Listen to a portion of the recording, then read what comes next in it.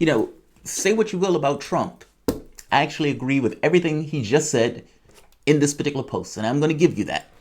Basically, Donald Trump, when asked, he said Joe Biden should pick Elizabeth Warren for his vice presidential pick because it was Elizabeth Warren who did more than anybody else to help Joe Biden win that race.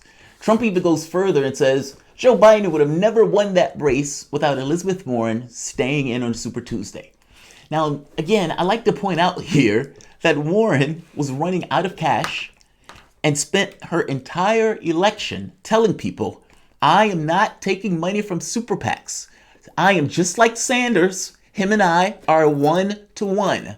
I am Bernie Sanders with a vagina. That's all you need to think of me as.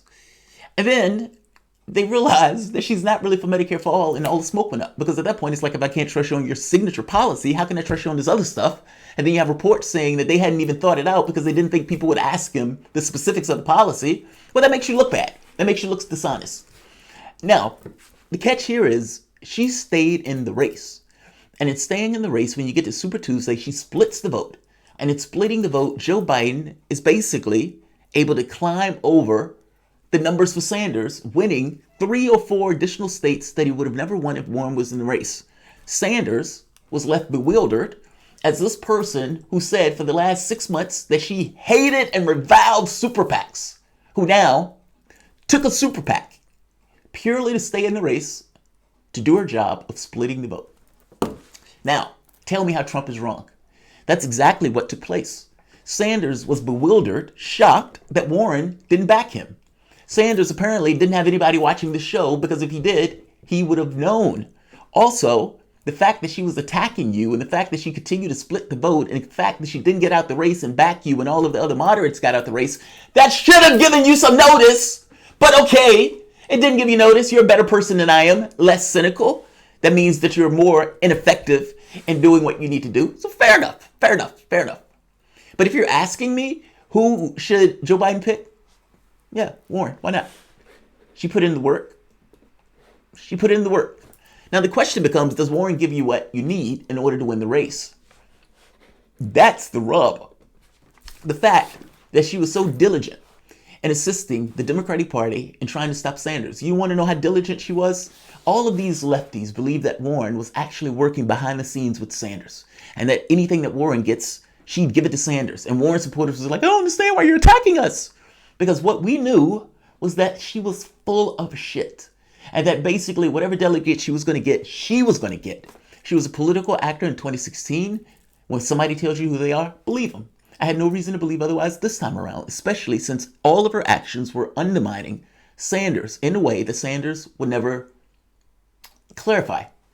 Meaning, for her to ape his policies, that cuts him, that undercuts him, it cuts into his vote total against basically an entire party. Well, if you're cutting into his vote total in that way, and then you turn around and start attacking him at the exact same time, that looks like you're hurting him. It was only until she collapsed that Sanders was able to move past. But if you remember, he would never hit her. He would never say anything. And basically, by her just being a little bit less than him, she could just coast because he would never clarify. And people could get this mistaken image that she's a woman, she's younger, close enough. She's part of the Democratic establishment, close enough. It was only when she collapsed, but he didn't have anything to do with that. I guess I'm making the point that if you're looking at this race, and you're looking at what people did in this race, and you see somebody repudiate everything that they say they believed in an instant, in order to do what? She didn't have to do that. She could have left the race at that point and backed Sanders. Sanders would have did it for her in a heartbeat.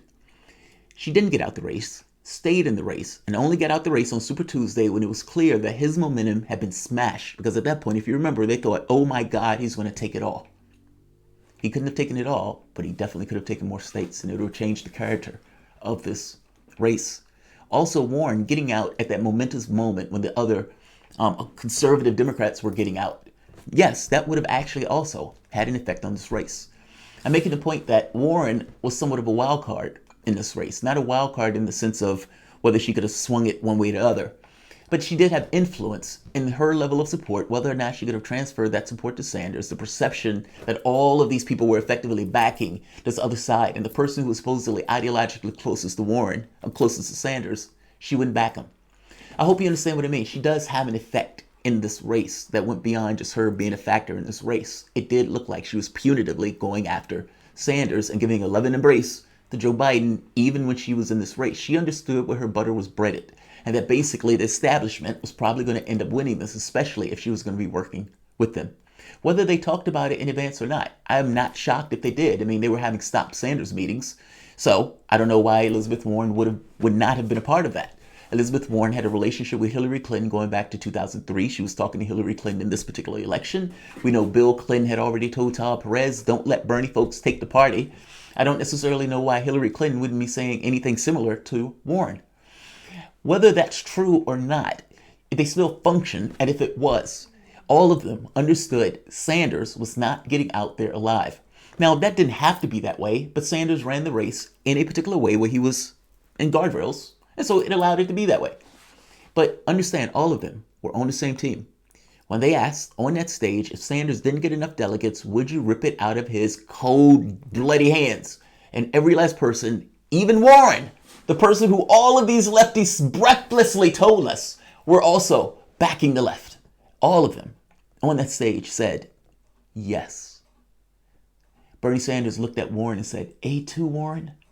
She says, she's like,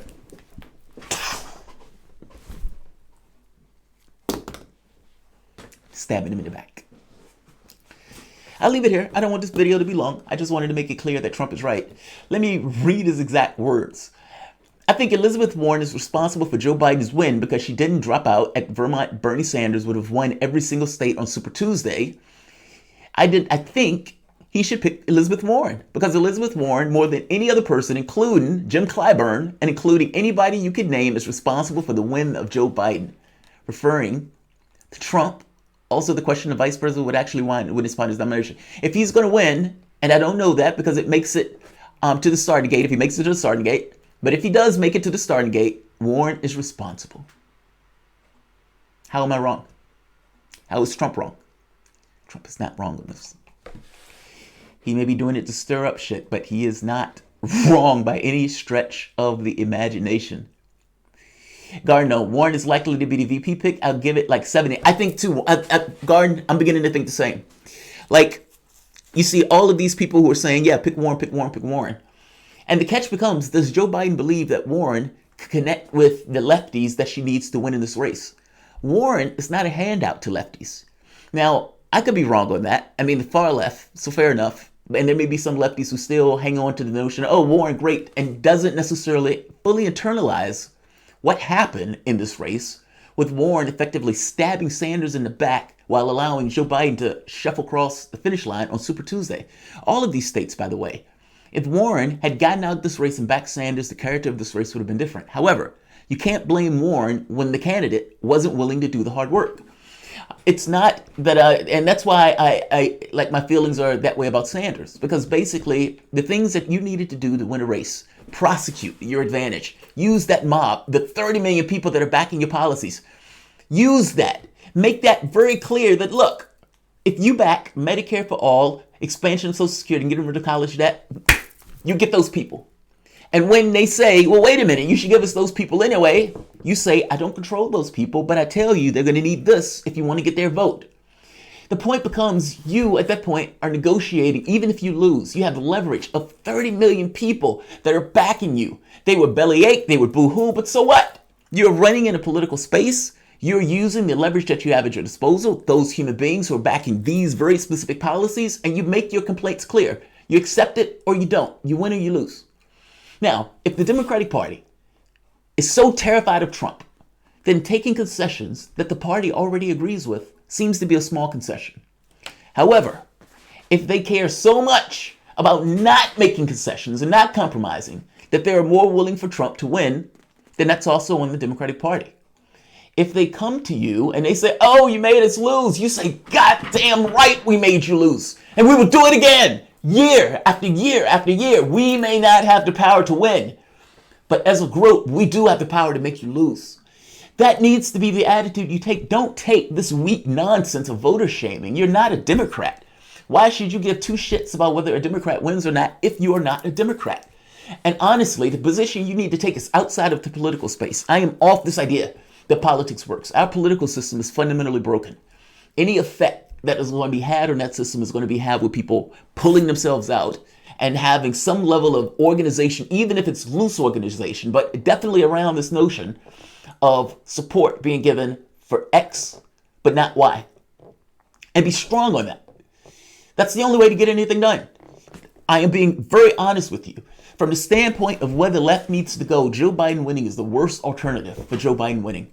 And I make that point only because the last thing you want is Joe Biden winning this race, then using Donald Trump as a boogeyman to say, centrists are back, everything's great, and now we're going to use Trump as a boogeyman to scare little children lefties or little children Democrats into voting for the Democrat regardless of what the Democrat looks like. You press your advantage by having the capacity, the credibility, the leverage to be able to show that you can influence the political space, even if it's only to make them lose. All of these lefties are in disarray because Sanders flamed out, but Sanders flaming out might actually be in your best interest.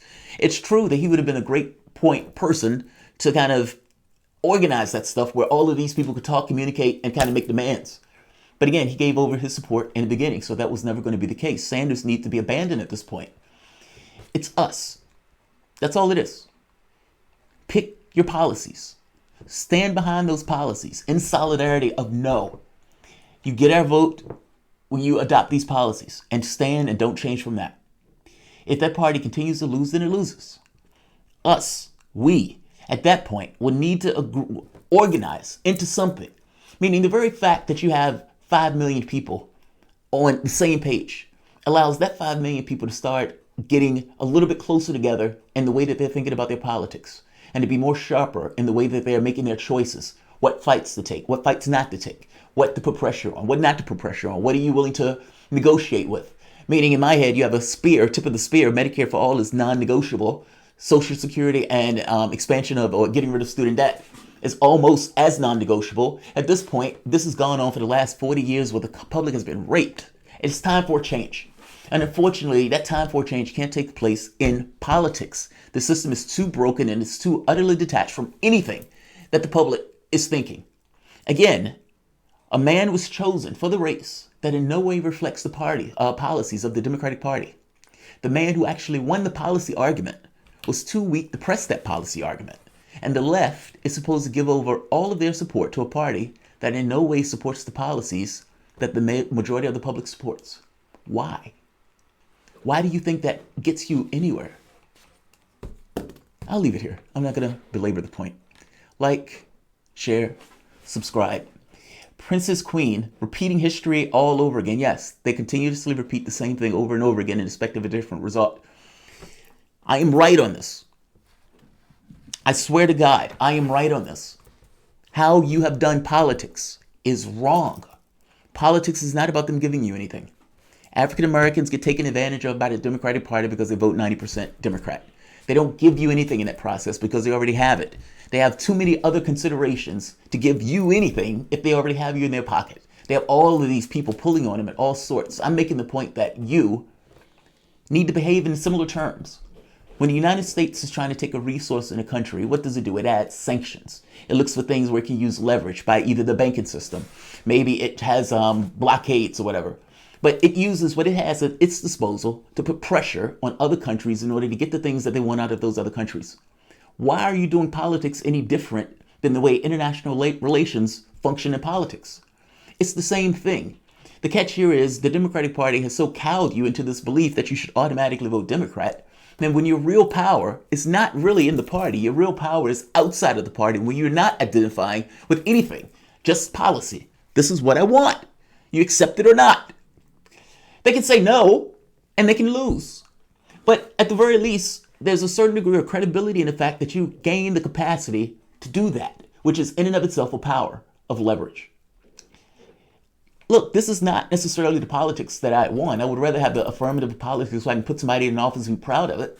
But it is the politics I'm willing to accept if it means advancing my policy objectives. And my policy objectives are in no way advanced by voting for Joe Biden. And I would say neither are yours.